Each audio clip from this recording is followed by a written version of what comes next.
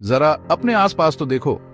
आपके हाथ में जो फोन है उससे लेकर ऊंची ऊंची इमारतों तक हम एक ऐसी दुनिया में रहते हैं जो धातुओं और अधातुओं से बनी है। पदार्थ के ये बुनियादी निर्माण खंड अलग अलग गुण रखते हैं जो उनके उपयोग तय करते हैं। चमकता हुआ सोना और मजबूत लोहा जैसी धातुएं हमारे चारों ओर हैं। अधातुएं जैसे हम जो ऑक्सीजन सांस लेते हैं और हमारे गैजेट्स में जो प्लास्टिक होता है वे भी उतने ही जरूरी है।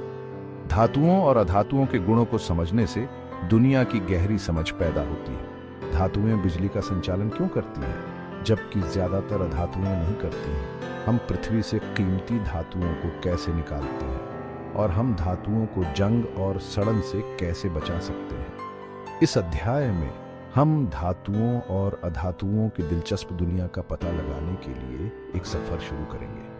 हम उनके गुणों, प्रतिक्रियाओं और उपयोगों के बारे में गहराई से जानेंगे। इन जरूरी तत्वों के पीछे के रहस्यों को उजागर करने के लिए तैयार हो जाइए। धातुओं में अनोखे भौतिक गुण होते हैं जो उन्हें अलग बनाते हैं। ये गुण उन्हें अलग अलग उद्योगों और कामों में बहुत कीमती बनाते हैं। सबसे ज्यादा ध्यान देने वाली चीजों में से एक है उनका चमकदार रूप, जिसे धात्विक चमक कहते हैं। ये चमक धातुओं की सतह से प्रकाश के परावर्तन की वजह से होती है। एक नई पॉलिश की हुई चांदी की चम्मच या चमकती हुई सोने की ईंट के बारे में सोचो। यह चमक न सिर्फ खूबसूरती की दृष्टि से अच्छी लगती है, बल्कि यह धातुओं की शुद्धता और क्वालिटी का भी संकेत देती है। धातुएं गर्मी और बिजली की अच्छी संवाहक होती है। यह गुण उन्हें इलेक्ट्रॉनिक्स और बिजली के उपकरणों में बहुत जरूरी बनाता है। इसका मतलब है कि वे अपने अंदर से गर्मी और बिजली को आसानी से बहने देते हैं।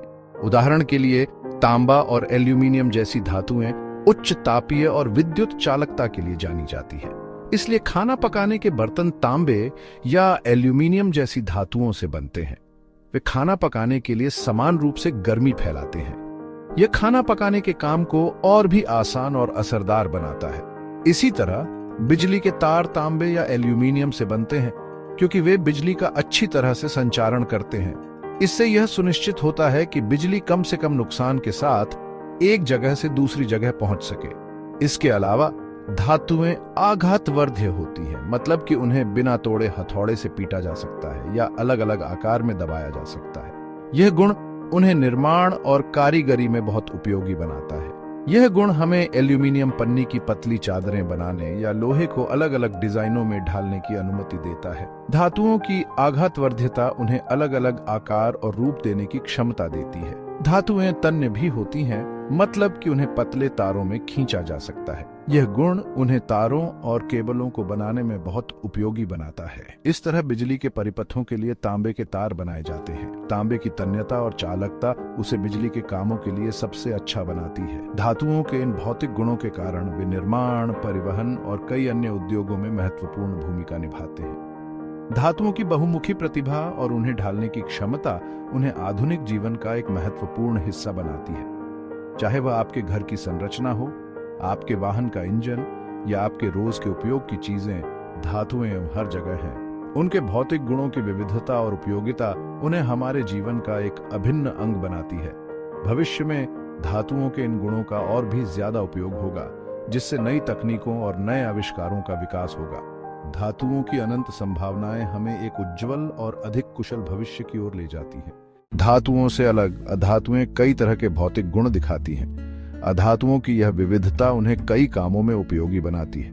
उनमें आमतौर पर धातुओं जैसी चमक नहीं होती, जिससे वे धातुओं की तुलना में फीकी दिखती हैं। यह फीकी चमक उन्हें धातुओं से अलग पहचान देती है। सल्फर के बारे में सोचो, जिसमें एक हल्का पीला बिना चमक वाला रूप होता है।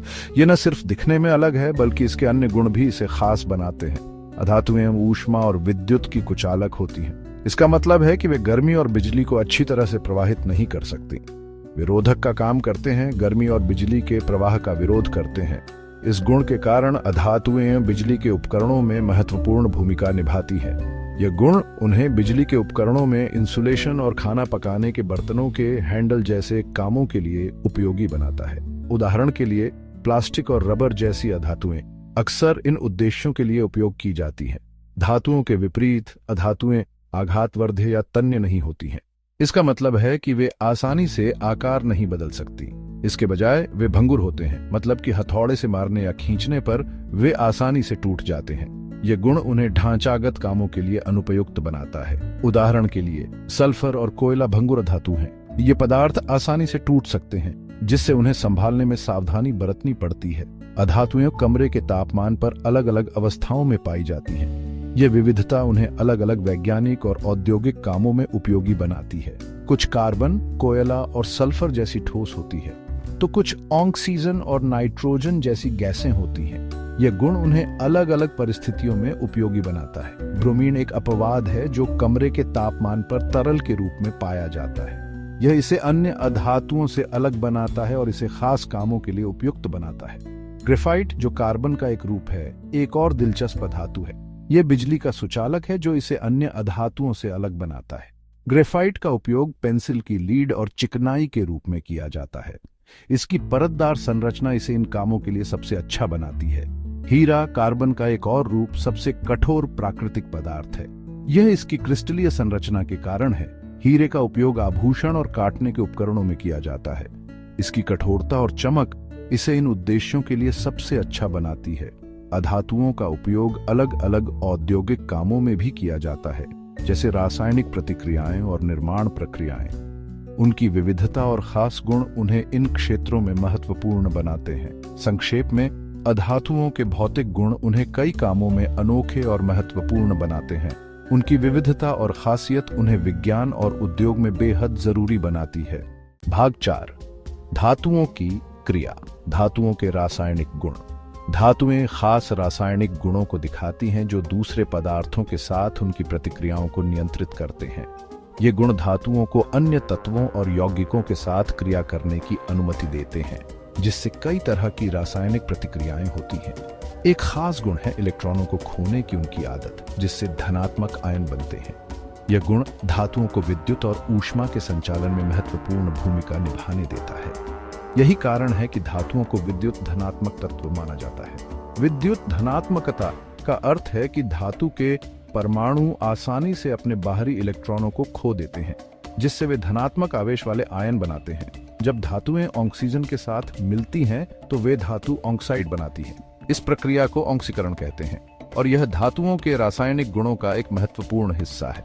उदाहरण के लिए, जब लोहे को नमी वाली हवा में रखा जाता है तो यह ऑक्सीजन के साथ मिलकर एक रासायनिक प्रतिक्रिया करता है, जिससे आयरन ऑक्साइड की एक लाल भूरी परत बनती है, जिसे जंग कहते हैं। ये जंग धातु की सतह को कमजोर कर सकती है और इसे समय के साथ नष्ट कर सकती है। इस प्रक्रिया को संक्षारण कहा जाता है। संक्षारण एक धीमी प्रक्रिया है जो धातुओं को उनके मूल तत्वों में वापस बदल देती है, जिससे उनकी संरचना और कार्यक्षमता प्रभावित होती है। धातुएं पानी के साथ अलग अलग मात्रा में प्रतिक्रिया करती हैं, जिससे धातु हाइड्रोक्साइड और हाइड्रोजन गैस बनती है।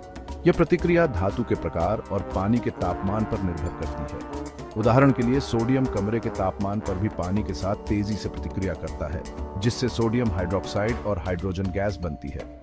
यह प्रतिक्रिया इतनी तेज होती है कि इसे सावधानी से नियंत्रित करना पड़ता है।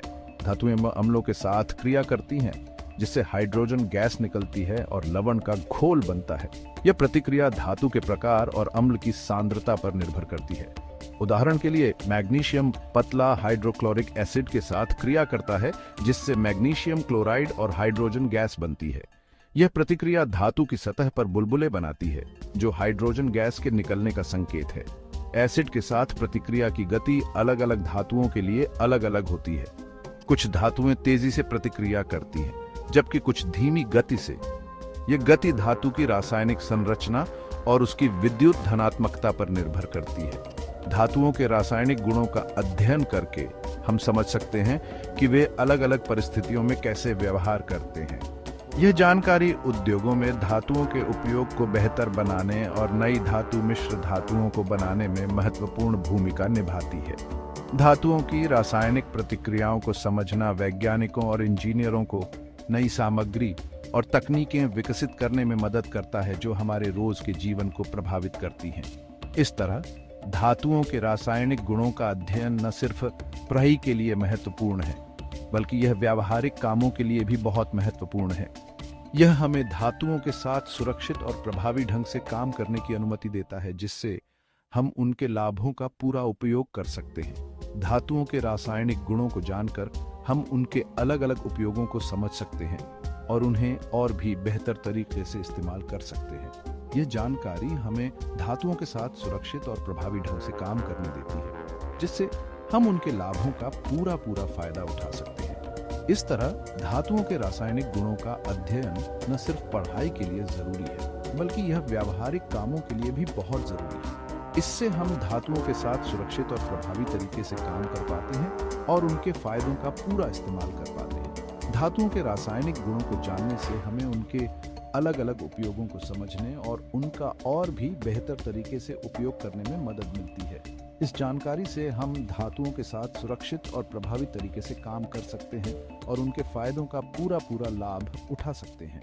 भाग 5, अधातुओं की क्रिया, अधातुओं के रासायनिक गुण।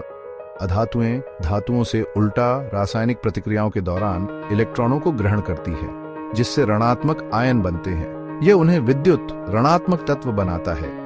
आइए उनकी कुछ प्रतिक्रियाओं के बारे में जानते हैं। अधातुएं ऑक्सीजन के साथ क्रिया करके अधात्विक ऑक्साइड बनाती हैं। ये ऑक्साइड आमतौर पर अम्लीय होते हैं। उदाहरण के लिए सल्फर ऑक्सीजन में जलकर सल्फर डाइऑक्साइड बनाता है, जो पानी में घुलकर अम्लीय सल्फ्यूरस एसिड बनाता है। अधातुएं आमतौर पर पानी के साथ क्रिया नहीं करती हैं। हालांकि क्लोरीन जैसी कुछ अधातुएं पानी के साथ क्रिया करके अम्लीय घोल बना सकती हैं। अधातुएं तनु अम्लों के साथ क्रिया नहीं करती हैं। हालांकि कुछ अधातुएं खास परिस्थितियों में सांद्र अम्लों के साथ क्रिया कर सकती हैं।